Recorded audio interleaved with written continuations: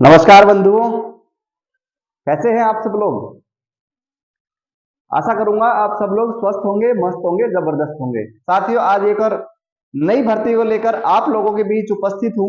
आज हम बात करने वाले हैं बीएसएफ न्यू वैकेंसी 2024। इसमें हम बात करेंगे अप्लाई कब से होंगे फॉर्म, कितनी पोस्टों पर यह भर्ती होने जा रही है, एज क्राइटेरिया क्या रखा गया है, क्वालिफिकेशन का क्राइटेरिया क्या है, सिलेक्शन प्रोसेस को लेकर क्या प्रोसेस रहेगा, फिजिकल क्राइटेरिया के साथ ही बात करेंगे।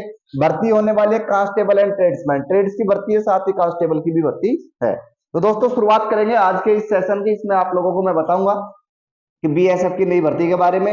लेकिन एक छोटा सा निवेदन ये रहेगा कि जो भी साथी चैनल पर फर्स्ट टाइम विजिट कर रहे हो, प्लीज चैनल को सब्सक्राइब कर साथ ही बेल आइकन ऑन कर ले। आपका दोस्त, आपका होस्ट उपस्थित रहता है आप लोगों के बीच हमेशा, हर पल, जब भी कोई अपडेट होती है सबसे पहले प्रोवाइड करवाने के लिए। तो आइए दोस्तों, शुरुआत करते हैं आज के इस सेशन की। सबसे पहले बात करेंगे अपन पोस्ट कितनी रहने वाली है। तो टोटल जो पोस्टों की संख्या रहने वाली है दोस्तों, वो रहने वाली है 2140। 2140 पोस्टों पर यह भर्ती होने जा रही है, जिसमें कांस्टेबल के पद भी है और ट्रेड्समैन के पद है। ट्रेड्समैन में मैं आपके लिए बात करूं थोड़ा सा, तो एक दो पोस्ट में लिख देता हूं, वाटर कैरियर और कुक।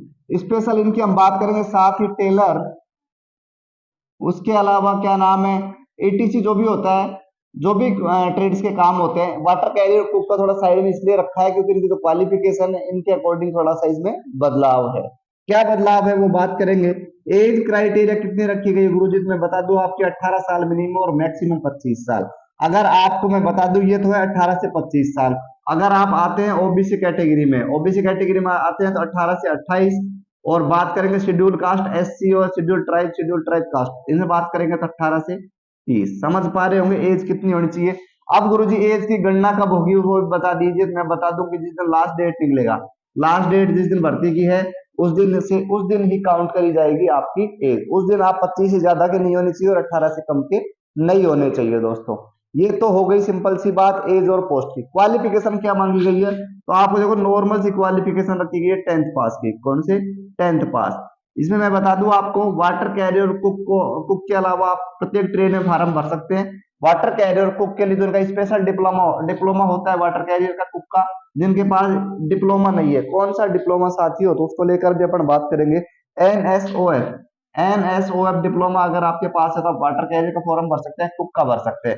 और कुक का फॉर्म भर दिया या वाटर कैरियर का भर दिया और आपके पास एनएसओएफ का सर्टिफिकेट है, तो आपका इसमें ट्रेड टेस्ट भी नहीं होगा दोस्तों। नेक्स्ट हमारी जो प्रोसेस रहने वाली है, सिलेक्शन प्रोसेस क्या रहेगा। सिलेक्शन प्रोसेस को लेकर विशेष बात करेंगे तो मैं आपको बताऊं, सबसे पहले इसमें आपका होगा रिटर्न। क्या होगा? रिटर्न। रिटर्न के बाद साथ ही इसमें आपका क्या होगा, जैसे आप रिटर्न में आप पास हो जाते हैं तो आपका होता है फिर कांस्टेबल के लिए फिजिकल। क्या होता है? फिजिकल। और ट्रेड्समैन के लिए भी क्या होगा? फिजिकल। उसके बाद आपका फिजिकल पास हो जाता है तो साथियों फिर आपका होता है ट्रेड टेस्ट। कौन सा test? Trade test. Trade test के बाद साथियों, अगर ट्रेड टेस्ट हो गया, उसके बाद साथियों मैं आप लोगों को बताऊं कि आपका रिटर्न हुआ, फिजिकल हुआ, ट्रेड हुआ, उसके बाद अगर पास हो जाते हो तो फिर होता है मेडिकल।